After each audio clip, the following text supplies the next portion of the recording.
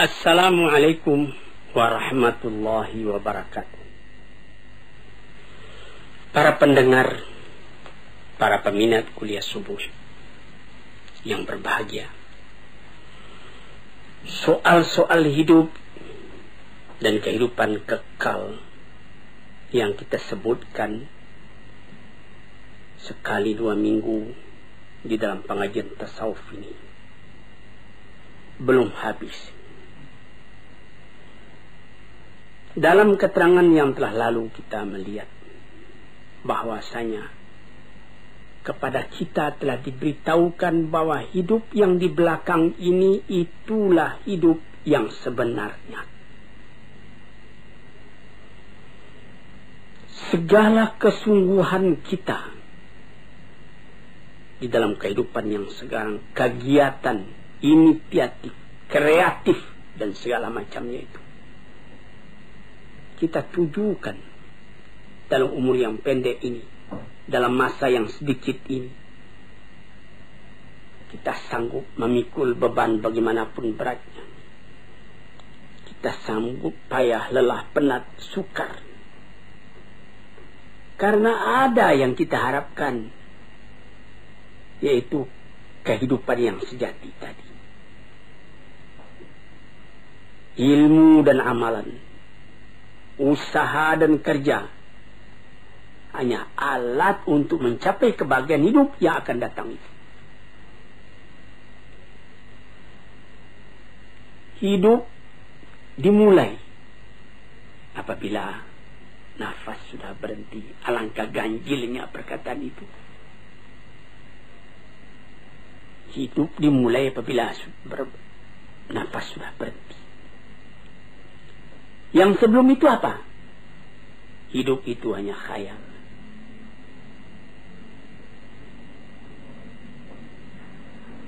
Hidup yang mengumpulkan di antara hilangnya yang disukai, yang tidak disukai. Hasilnya tercapai apa yang dicintai. Kesucian. Kita tidak pernah kehilangan yang dicintai itu. Ketentraman, kesenangan, kebahagiaan. Itu yang dituju. Hasilnya ilmu dengan kehidupan yang demikian, tidak ada kabar yang lain yang kita terima melainkan kabar dari Tuhan, yang disampaikan dari tangan pertama dari orang yang paling sempurna akhlaknya, paling luas ilmunya, paling benar katanya, yaitu Nabi SAW dan nabi-nabi yang dahulu dari dia. Sejak dari Nabi Adam, Idris, Nuh, Ibrahim, Ismail, Ishak, Yakub, sampai kepada Yusuf, sampai kepada Musa, sampai kepada Isa, sampai kepada Daud dan Sulaiman dan lain-lain. Nadanya sama. Mengatakan hidup yang sekarang ini baru khayal, hidup yang sejati nanti.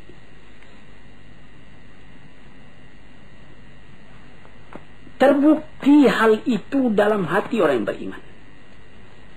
Sehingga boleh dikatakan dari iman tadi jadi menjadi keyakinan. Sehingga jiwa tadi lama-lama pindah daripada bayangan kepada kenyataan, daripada khayal kepada yang akan hilang, daripada hidup yang fana. Karena inginnya kepada kehidupan yang sejati itu, karena rindunya kepada kekuasaan yang mutlak itu.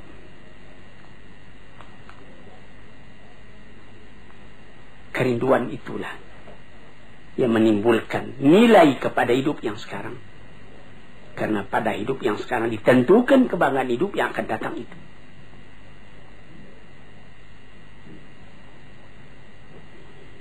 Oleh sebab itu, maka barang siapa yang musafir,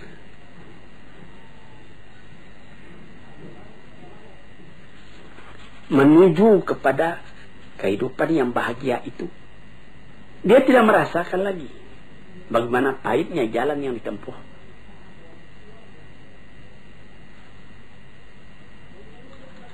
dia mengorbankan segala tenaganya,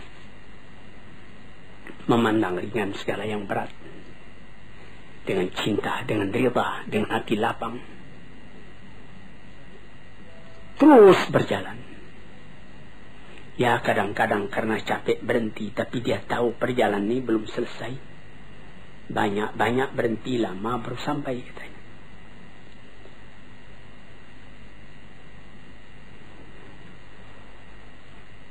Tuan-tuannya yang terhormat, orang yang tidak melihat ini, tidak sampai kepercayaannya kepada ini, adalah orang yang tidak mempunyai ketenangan di dalam kehidupan. Dia lekas putus asa. Ada orang-orang filsafat yang mengatakan hidup ini, katanya, ialah meminta kepuasan. Ini ada yang disebutkan di dalam falsafah modern, eksistensialisme, mengakui adanya wujud.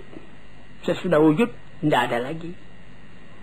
Itu kesempatan ketika wujud, ketika ada itu lepaskan.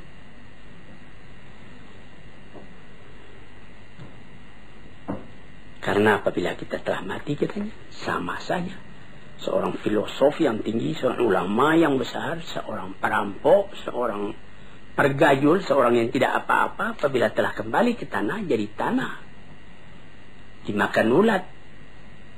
Dia ambil alasan ketika Iskandar Makedoni berjalan-jalan ke satu kuburan. Di sana bertemu dia dengan filosof Diogenes. Lalu dia menanyakan, di situ ada kuburan. Raja Iskandar Makedoni menanyakan, Tuan, mengapa Tuan di sini? Dia bilang, saya sedang menggali-gali kubur. Saya hendak melihat adakah perbedaan di antara tulang ayah Tuan dengan tulang orang-orang lain yang berkubur di sini. Rupanya tidak ada perbedaan. Karena katanya kata filsafat, orang enak membaca. Jadi orang-orang filosof yang begitu, dia percaya kalau sesudah mati tidak ada perbedaan lagi. Tulang sama-sama putih, tanah sama-sama hancur, sama-sama dimakan ulat, habis perkara. Sampai disyairkan oleh ahli-ahli syair, innamal aisyu fi bahimiyatil ladzah wa ma yaqulul falsafi. Hidup itu ialah menurutkan kepuasan, ladzah, kepuasan. Segala yang ada ini, katanya, yang penting puas. Puas makan, puas minum, puas bersanggama dan lain-lain sebagainya. Piala dari kematian menyamakan antara orang pandai dengan orang bodoh. Orang-orang yang bodoh itu di bawah bumi sama kedudukan dengan orang filosof. Kalau engkau masih ragu, coba tanyai bumi itu, apa perkataannya? Perkataan begini adalah timbul dari orang yang mu'anid, yang menentang agama, menentang akal. Perasaan yang seperti ini dari akal juga, tapi akal yang dipenuhi oleh nafsu, bukan akal yang kembali kepada kemurniannya, kepada fitrahnya. Akal yang jauh daripada iman dan hikmah. Cobalah, hai Malang,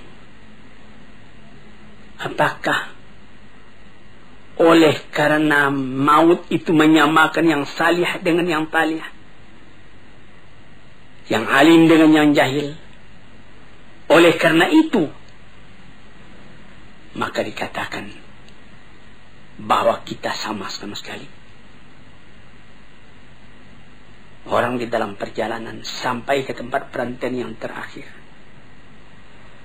Di mana kesenangan orang itu? Apakah duduk di atas singgasana mahligai dengan keistirahatan, atau duduk dalam kecelakaan, kesengsaraan. Apakah memang berhenti saja segala sesuatu apabila maut telah datang?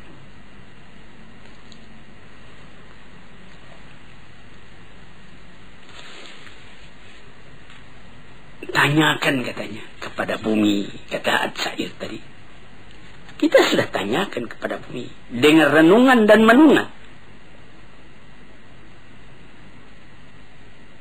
Memang di dalam bumi berkumpul segala tubuh, segala badan, tulang-tulang. Kafir dengan iman berkumpul, nasab keturunan berkumpul. Tetapi kalau sekiranya hingga itu saja, guna apa agama ini semua? Apa kita semua akan memutuskan saja habiskan segala agama? Orang mengatakan habiskan segala agama, kemudian dia membuat agama sendiri. Seumpama ketika terjadi serangan besar-besaran dari Hitler menuju Rusia, nyaris saja Rusia kalah waktu Stalin masih hidup. Apa yang dikerjakan lebih dulu oleh orang-orang pengikut Stalin, oleh orang komunis ketika itu, mempersiapkan kuburan Lenin, karena di situ diletakkan di dalam keranda kaca tubuh Lenin itu. Kemana mau simpan ini? Kalau betul orang itu konsekuen dengan pendiriannya, apa guna itu disimpan? Yang pikiran itu kan bukan pada tubuh itu. Niki kita melihat bagaimana bahwa manusia itu bagaimanapun radikal, ateis dan segala macamnya, rasional, tapi ada masanya rasionalnya itu berhenti.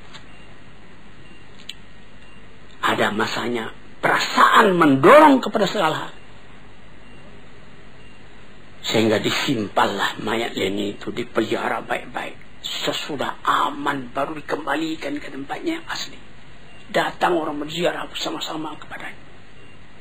Padahal kalau ditanya kepada mereka, mereka akan mengatakan sesudah mati itu sudah sama saja antara Lenin dengan pergajul, dengan perampok, dengan lain-lain sebagainya.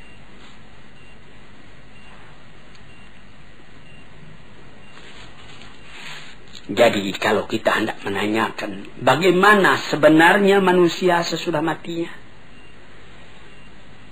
kita kemana bertanya? Orang yang beragama sudah jelas menjawab kepada Tuhan, kepada Rasul-Rasul, kepada Musa, kepada Isa, kepada Yusuf, kepada Daud, kepada Sulaiman, kepada Muhammad, kepada Nuh, kepada Ibrahim. Akan sepakatkah semuanya itu nabi-nabi itu menegakkan bohong dalam alam ini? Kita tanyakan juga kepada orang-orang yang mengalami rasa kejiwaan yang mendalam, menjadi khalifatullah di muka bumi. Dan tanyakan juga kepada Quran.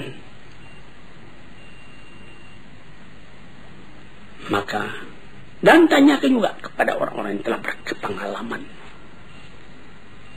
Tanyai ilmu, tanyai iman. Sama sekali itu adalah saksi yang dapat diterima.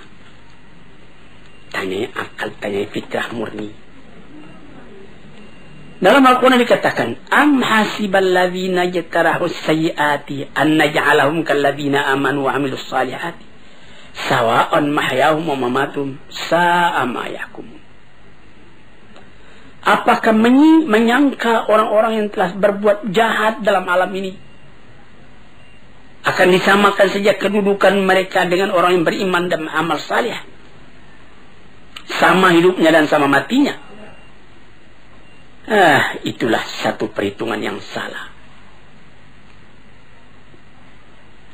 Yang dapat menyangka demikian cuma orang yang bodoh atau orang mengingkari rasa jiwa di dalam. Sebab itu maka seorang ahli fikir Eropa, Oswald Spengler, mengatakan orang yang bersorak, mengatakan dia tidak percaya akan adanya hari kemudian itu, bersorak karena dia melawan kepada rasa dari hatinya sendiri. maka memandang kepada soal itu terbagi dua. Ada orang yang memandang kepada ilal asya, kepada sesuatu. Dan ada orang yang memandang pada sesuatu, antara kepada dengan pada lain. Ada orang yang memandang kepada sesuatu, ada orang yang memandang pada sesuatu.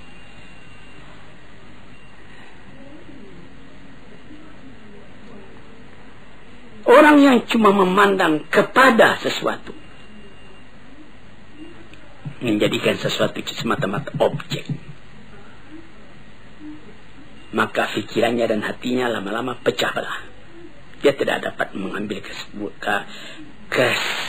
kesimpulan. Pandangannya cuma dengan panca indera, tidak akan memberikan faidah kepadanya. Li'annahu lima faqad al-ikhtiyar awalan fa innahu faqad al-ikhtiyar thaniyan. Karena dia tidak dapat memilih sejak pertama sampai kepada yang seterusnya, tidak ada pemilihan lain. Tetapi orang yang memandang pada sesuatu, bukan kepada sesuatu. Pandangan yang tadi membawanya menyeberang kepada rupanya dan hakikatnya dan maksudnya. Ini apa? Dari mana ke mana?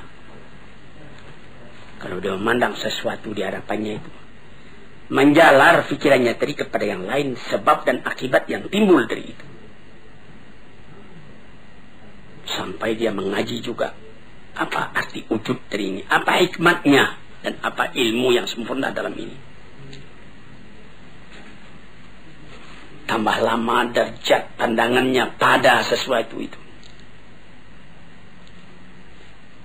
dapat membawanya membedakan mana yang sahih, mana yang benar, mana yang salah, mana yang kekal, mana yang fana.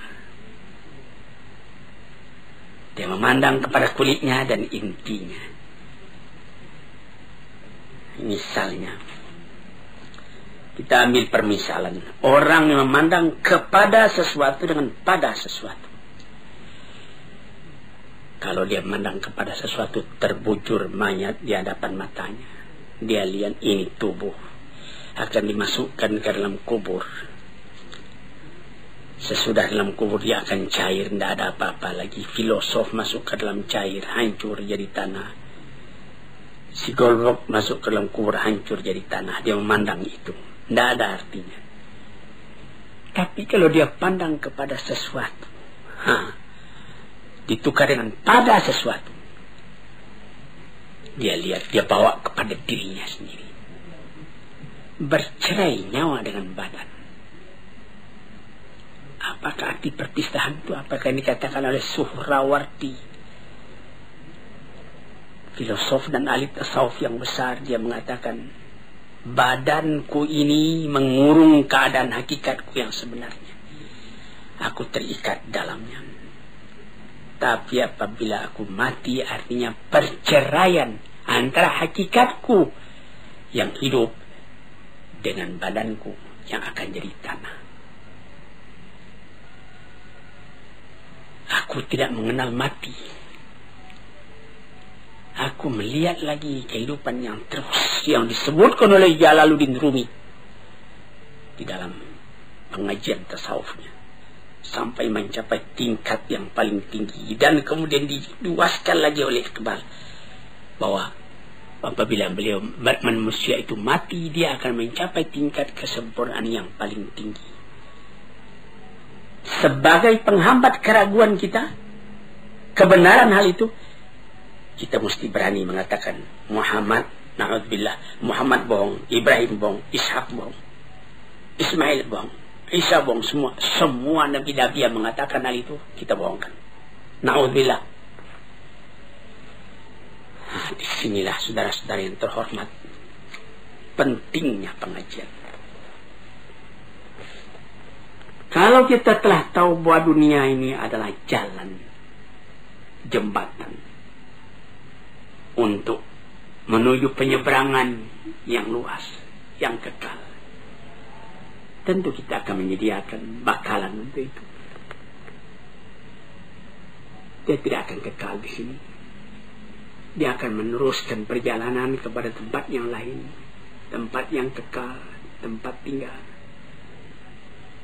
Manusia dipanggil ke sana, dan dia mesti sampai ke sana dengan persiapan hidup yang sekarang ini, mengerjakan yang merintahkan Allah, menghentikan apa yang dilarang, yang disampaikan oleh nabi-nabi dengan isyarat, dengan bukti.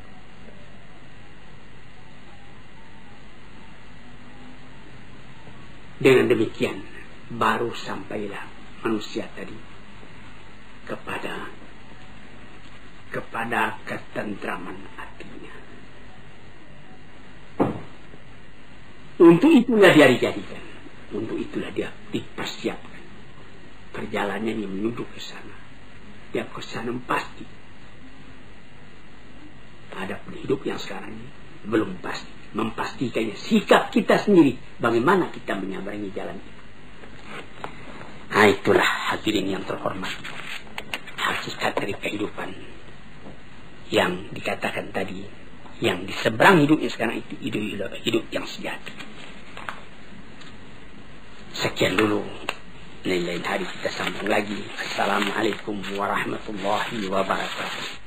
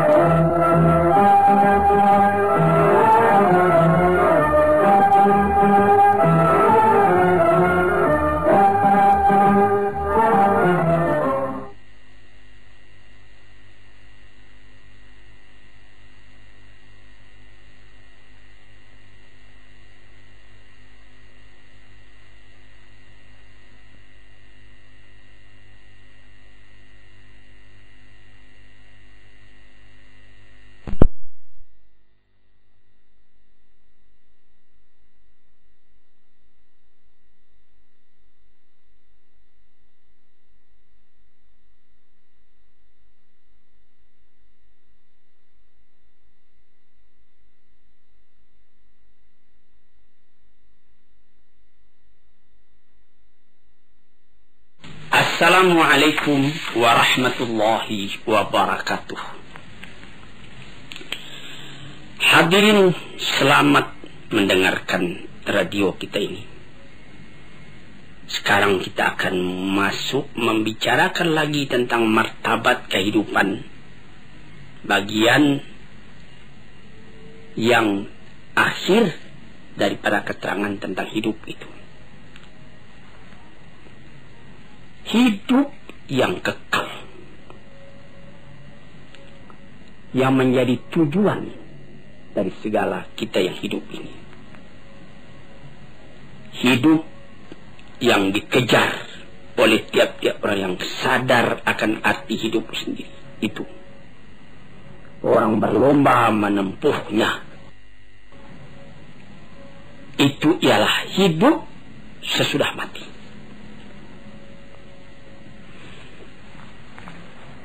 Itulah yang diserukan oleh kitab-kitab yang diturun oleh Tuhan. Itulah yang disampaikan oleh nabi-nabi yang diutus oleh Tuhan.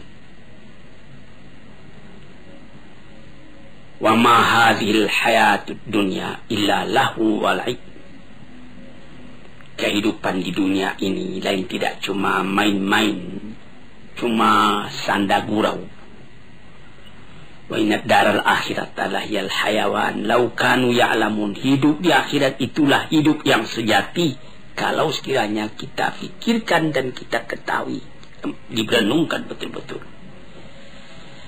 Hidup yang sekarang ini dibandingkan dengan kehidupan yang kemudian itu adalah seperti hidup sekarang ini seperti tidur saja. Sebagaimana telah kita katakan pada pengajian-pengajian kita yang telah dahulu. Hidup yang sejati, hidup yang akhir. Inna daral akhirat lahiyal hayawan. Hidup yang sejati, kalau kita pikirkan, itulah hidup akhirat. Dengan demikian kita dapat membuat supaya kehidupan yang sekarang ini menjadi kebun. Ad-dunya mazra'atul akhirah. Dunia ini adalah seperti perkebunan untuk mengambil hasilnya di akhirat. Mendorong kita supaya di dunia ini berbuat baik banyak-banyak. Jadi kehidupan dunia ini sudah menentukan kehidupan akhirat nanti. Kalau di sini yang baik yang kita kerjakan, lepas dari kehidupan ini kita menerima kebahagiaan, kesenangan.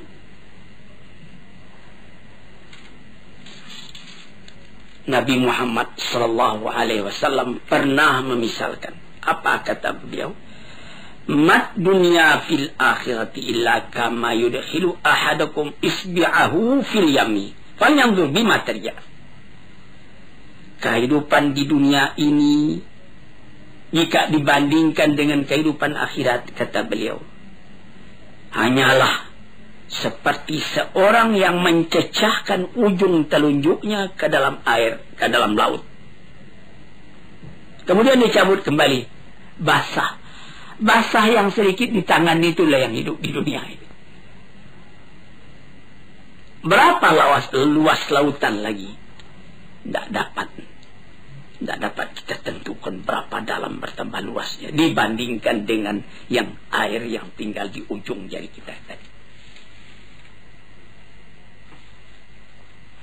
Ada dikatakan juga tanaffasatil akhirah. Hari akhirat itu menafaskan jiwanya. Jadi seperti kita satu di antara nafas itu yang sekian ribu kali kita nafaskan siang dan malam selama hidup kita. Satu kali kehidupan itu ada nafasnya. Seumpama itulah bilangan dunia ini dibandingkan dengan akhirat yang akan kita dapati. Berapa ribu kali sehari. Begitu. Yang sekali itulah hidup. Hidup yang sekarang ini. Maka orang yang pandai memakaikannya, nafas yang sejenak itu dapat dipakainya dengan baik, dan dia beramal menurut itu, atau dia menukikkan dirinya masuk ke dalam air lautan sehingga basah ujung jarinya. Itulah bagaimana cara membasahi, bagaimana cara bernafas. Pikirkanlah, apabila kehidupan orang yang beriman, orang yang beramal salih di dunia ini merasa lapang, merasa bahagia, merasa tentram, apa jadinya kalau sekiranya dia telah lepas daripada penjara dunia ini, bercerai nyawa dengan badan dia masuk ke alam barzakh? Apa perasaan pada waktu itu? Pada lahirnya kelihatan tubuh dimasukkan ke dalam bumi. Asal tanah pulang ke tanah, air pulang ke air. Tapi yang roh itu terlepas dari ikatannya. Seperti kata Suhrawardi, seorang sufi yang besar, seperti burung di dalam sangkar, dia berkicau, dia ingin keluar. Kemudian sangkar terbuka, burung pun terbang. Sangkar kosong, burung bernyanyi di tempat yang luas. Demikianlah roh apabila keluar dari badan. Setelah mendapat kelapangan di alam barzakh, bagaimana lagi kehadapan di Darun Naim, di negeri yang indah, di tempat permakaman yang tidak akan hilang. Apalagi dikatakan bahwa yang jadi inti kebahagiaan di dalam surga Jannatul Naim itu ialah melihat wajah Tuhan. Wujuhu yawma idzin nadhirah. Muka pada waktu itu berseri-seri. Ila rabbiha nadhirah. Karena pada hari itu kita dapat memandang Tuhan. Tidak ada kebahagiaan yang lebih tinggi daripada itu. Sehingga Pernah ditanyakan orang kepada Rabi'atul Adawiyah, bagaimana pandangan Tuhan tentang neraka, tentang surga? Pandangan saya cuma satu, memandang wajah Allah. Dimanapun aku ditempatkan, aku dapat memandang wajah Allah. Itu 1000 kali lebih daripada surga. Sesudah melihat wajah Tuhan, kebahagiaan pagi, kebahagiaan sore, mendengar seruan panggilan dari Tuhan. Kemudian timbullah tanya, ma sababu takhallufin an nafsi antara bihadil hayat allati la khatara laha. Mengapa maka mereka itu, manusia itu kebanyakan sungkan, takut menghadapi kehidupan yang sejati itu? Mengapa mereka melengah daripadanya? Mengapa maka kehidupan yang ini saja yang diingini orang, kehidupan dunia ini? Mendaki menurun, kepayahan, bertambah tua, rambut pun jadi putih, gigi pun jadi gugur. Padahal dia cuma seperti khayal, seperti bayangan saja. Apakah karena salah menggambarkannya di dalam hati, atau karena perasaan sendiri telah tumpul, atau karena tidak percaya kepada kehidupan itu, atau karena akal kita sendiri tidak beres, atau karena tertarik dengan barang yang ada di dunia ini yang mesti lepas dari kita, atau kita yang meninggalkan dia mati lebih dulu, atau dia yang meninggalkan kita. Ibarat berniaga, tidak saja beruntung, rugi pun ada. Ini jawab. Apa jawabnya? Ya, sama sekali itu sebabnya. Pertama, karena salah menggambarkan. Yang kedua, karena tidak mau percaya. Yang ketiga, akal sendiri tidak murni. Yang keempat, kita terpengaruh oleh barang yang dilihat, tidak tahu bahwa penggantinya lebih baik dari ini. Dan sebab yang paling utama menyebabkan kita tidak memikirkan hidup demikian itu ialah dha'ful iman, lemah iman. Iman ini yang mesti diperkuat, karena iman itulah yang jadi roh dari segala amalan. Iman itulah yang membangkitkan semangat kita buat bekerja, mengerjakannya lebih baik. Iman itulah yang mencegah kita mengerjakan yang buruk. Dengan kekuatan imanlah baru terasa wibawa dari pengaruh perintah Allah dan larangannya, sehingga kita karena iman tadi tidak merasa payah buat mengerjakan yang baik.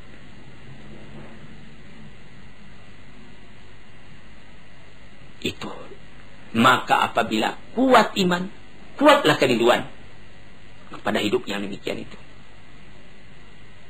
Dan sangatlah hati kita rasa didorong oleh iman buat beramal karena mengingat akan hari itu. Hadirin para pendengar yang terhormat, iman kepada kehidupan yang akhir itu bukan artinya kita menolak hidup. Bukan menyuruh kita cuma sembahyang saja dari pagi sampai sore, sampai petang, sampai malam, sehingga tidak tidur lagi. Bukan. Apabila kita bekerja, misalnya bekerja di kantor, bekerja di ladang, bekerja berniaga, pasangkala itu dengan iman, itu nanti menjadi amal juga buat persediaan kita menghadapi akhirat esok. Misalnya orang menjadi pegawai negeri, dipasangnya diat dari hati, saya menjadi pegawai ini supaya saya dapat menservis kepada masyarakat dengan baik, mencari harta yang halal untuk pembelanjaan rumah tangga saya, untuk menyekolahkan anak saya, biar sedikit asal amal saya itu amal yang salih. Jadi bekerja di kantor itu pun menjadi amal yang salih. Menjadi pangkal kebahagiaan pada hidup yang kekal nanti itu, hidup yang sejati itu. Kita mencari makan, berniaga di kota, di pasar. Itu pekerjaan duniawi, tapi pasanglah niat. Mengapa engkau mencari makan? Karena ada perintah Tuhan di dalam Al-Quran. Kulu min tayyibati ma razaqnakum, makanlah oleh kamu segala yang baik rezeki yang kami berikan kepada kamu. Dengan kata kulu ada perintah, makanlah. Maka segala usaha mencari makan tadi, karena berdasar kepada ayat itu, kita pun berusahalah mencari makan dengan niat yang begitu, sehingga dia menjadi amal kita yang kekal buat akhirat. Atau seperti menjadi saudagar. Apa kata Nabi? At-tajirus saduqu fi zumrati syuhada'i yaumal qiyamah. Orang saudagar yang jujur, tempatnya sama dengan tempat orang yang mati syahid di hari kiamat. Jujur. Ucapannya mudah betul, tetapi dalam prakteknya menegakkan kejujuran itu juga satu pengorbanan. Tetapi itu suatu alat untuk membahagiakan kita pada hari akhirat tadi.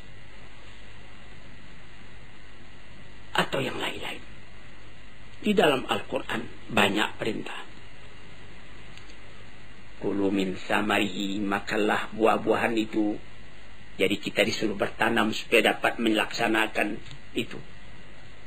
Famshu fi manakibiha wa kulu min rizqih, berjalanlah di atas dataran bumi, injak bahu bumi itu, makanlah rezeki yang datang dari bumi. Jadi segala amalan kita bukanlah artinya saya tidak mau lagi mencari makan, saya mau salih saja. Tidak salih namanya itu. Itulah maksud perkataan Rasulullah, ad-dunya mazra'atul akhirah. Dunia itu adalah satu mazra'ah, satu kebun yang akan kita ambil hasilnya nanti di akhirat. Sebab yang kedua menjadikan kita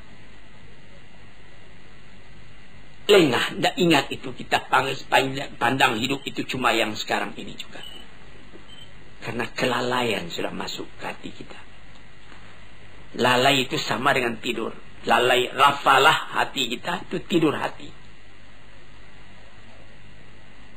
Sebab itu banyak kita lihat orang yang matanya nyalang tapi hatinya tidur. Lain dengan Nabi, matanya tidur tapi hatinya nyalang. Yanamu ainuhu wala tanamu ainuhu wala tanamu qalbuhu. Matanya tertidur tapi hatinya tidak. Terbalik dengan kita. Mata nyalang tapi hati tidur. Dibangunkan, tahsabuhum aiqadhan wa hum ruqud. Disangka mereka itu bangun padahal dia tidur. Yang demikian itu menutup akan kesadaran hati, sehingga sama dengan tidur, malah dekat kepada mati hati. Fa innal qalba idza qawiyat fil hayatu la yanamu idza namal badan, katanya. Hati itu apabila hidup dengan kuat, kata orang sekarang menghayati, hati itu menghayati, dia tidak akan tidur walaupun badan tidur. Cobalah perhatikan. Orang yang biasa sembahyang tahajud tiap-tiap pukul 3 atau setengah 4 pagi sebelum waktu subuh datang. Walaupun dia baru tertidur matanya pukul 2, namun dia waktu dia biasa sembahyang itu, sembahyang tahajud tadi pukul setengah 4 ke pukul 3, dia sendirinya bangun. Walaupun dia sebentar cuma tidur. Karena sudah didesak oleh satu kesadaran batin, sehingga lebih dulu bangun hatinya daripada matanya. Itu dapat kita perhatikan. Tapi kalau orang yang memang hati itu yang tidur. Sampai kepada mata juga tidur. Kadang-kadang berlarut-larut saja, maghrib tidak, isya tidak. Sampai jangankan tahajud, sedangkan yang wajib pun lalai dia mengerjakan. Karena dia tidak ingat kehidupan yang sejati bukan di sini.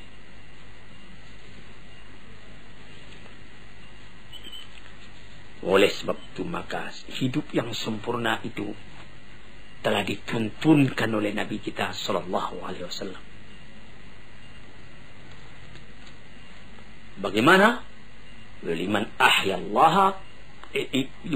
ahyallahu qalbahu bi mahabbati wa itba'i risalati ala basirin min dzalika bihasbi nasibihi minhuma. Yaitu orang yang dihidupkan Allah hatinya. Bagaimana Allah menghidupkan hati? Dengan perasaan cinta kepada Allah. Kalau cinta kepada Allah, in kuntum tuhibbunallah fattabi'uni, kata Rasul. Kalau engkau betul-betul cinta kepada Allah, ikutlah aku supaya cintamu itu bisa berhasil. Orang mengaku cinta kepada Allah, Rasul ditinggalkannya, dia bikin ibadat sendiri menurut khayalnya masing-masing. Tidak jadi. Rasul itu yang telah dipilih oleh Tuhan buat menjadi utusannya, menerangkan mana kehendak Tuhan.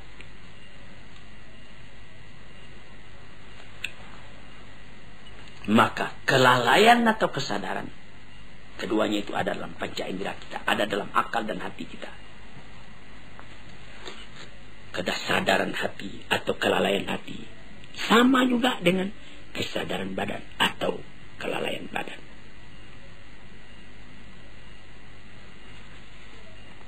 Kesadaran perasaan terbagi dua. Kesadaran hati pun demikian juga. Kesadaran badan atau kesadaran perasaan itu menembus ke dalam jiwa tiap-tiap. Tidak ada terdengar perintah, tapi ada kesadaran dalam batin. Dia bangun mengerjakan perintah itu.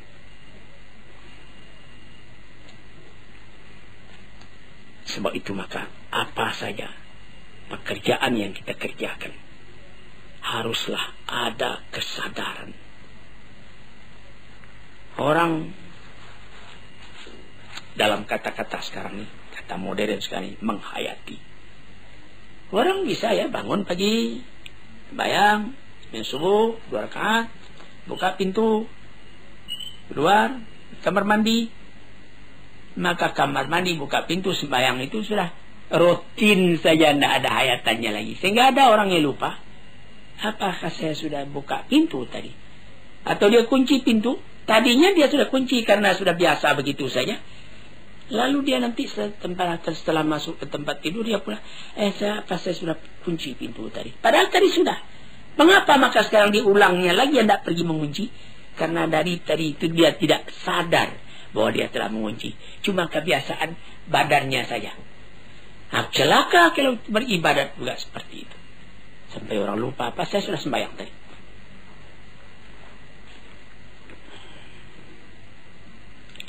Hadirin yang terhormat, saya rasa untuk keterangan pada hari ini cukup sekian. Moga-moga Allah memberikan ketenangan dalam pikiran kita, sehingga kita simpulkan kehidupan yang sejati itulah yang tujuan daripada perjalanan kita di dunia ini. Assalamualaikum warahmatullahi wabarakatuh.